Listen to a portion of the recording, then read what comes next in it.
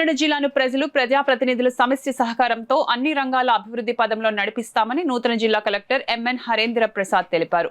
బుధవారం ఆయన కాకినాడ జిల్లా కలెక్టర్ గా బాధ్యతలు స్వీకరించారు. కాకినాడ జిల్లా నూతన కలెక్టర్ గా ఎంఎన్ హరేంద్ర ప్రసాద్ తమ కార్యాలయ ఛాంబర్లో పదవి బాధ్యతలు స్వీకరించారు. తొలుత ఉదయం 9:30 గంటలకు కాకినాడ జిల్లా కలెక్టర్ కార్యాలయానికి చేరుకోగా ఆయనకు జాయింట్ కలెక్టర్ అపూర్వ భరత్, అసిస్టెంట్ కలెక్టర్ మనీషా, డిఆర్ఓడి తిప్పేనాయక్, జిల్లా అధికారులు, వేద పండితుల పూర్ణ కుంభం మేళతాళాలతో స్వాగతం పలికారు. కలెక్టర్ ఛాంబర్లో ఆయన పదవి బాధ్యతలు చేపడుతూ సంతకం చేసి పండితుల వేద స్వస్తి ఆశీర్వచనాలను స్వీకరించారు.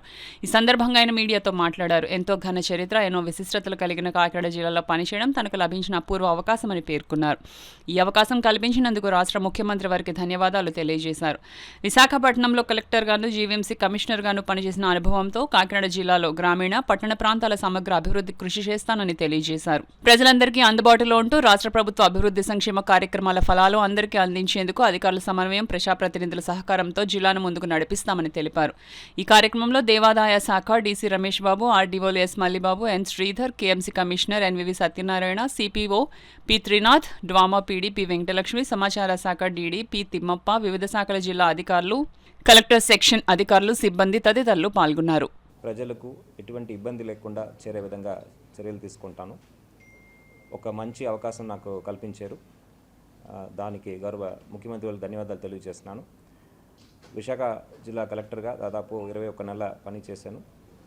అక్కడ ఉన్న అనుభవంతో పాటు ఇక్కడ గ్రామీణ ప్రాంతాల్లో చేయాల్సిన డెవలప్మెంట్ గురించి కూడా ఆలోచించుకొని దానికి తగినట్టు జిల్లా యంత్రాంగంతో కలిసి పనిచేస్తామని మీ అందరికీ మీడియా మిత్రుల ద్వారా తెలియజేస్తున్నాను. అదేవిధంగా గౌరవ ఉప ముఖ్యమంత్రి వారు ఒక ఆదేశాల మేరకు ఎక్కడైతే పేదరికం ఉందో పేదరిక నిర్మూలన లక్ష్యంగా పెట్టుకొని ప్రభుత్వం అనుకుంటున్న స్వర్ణాంధ్ర సాధించే విధంగా దానికి కావాల్సిన పూర్తి సహకారం అందిస్తూ ప్రజలకు అందుబాటులో ఉండి వాళ్ళు సమస్యల్ని పరిష్కరించే విధంగా చర్యలు తీసుకుంటామని మీ అందరికీ తెలియజేస్తున్నాను. ఈరోజు ఇక్కడ రావడం చాలా సంతోషం. అదేవిధంగా మన సత్యనారాయణ స్వామి వారు దర్శనం కూడా చేసుకొని స్వామి యొక్క ఆశీస్సులతో రాబోయే రోజుల్లో మంచి పని చేద్దామని అనుకుంటున్నాను. దానికి ప్రజల యొక్క సహకారం కూడా కోరుతున్నాను. Thank you. ఉదాహరణకి నేను విశాఖ జిల్లాలో పనిచేసినప్పుడు జీవీఎంసీ కమిషనర్గా కూడా దాదాపు 6 నెలల అడిషనల్ ఛార్జ్ నిర్వహించాను. సో కాబట్టి అర్బన్లో ఉన్న సమస్యలు పరిష్కరించడానికి ఎటువంటి చర్యలు తీసుకోవాలి, ఏ విధంగా నిధులు సమకూర్చుకోవాలి అనేది అవగాహన ఉంది కాబట్టి ఆ ప్రయత్నం తప్పకుండా చేయడం జరుగుతుంది. అదేవిధంగా చాలా ఇనిషియేటివ్స్ కొత్తగా ప్రభుత్వం తీసుకువస్తున్నది.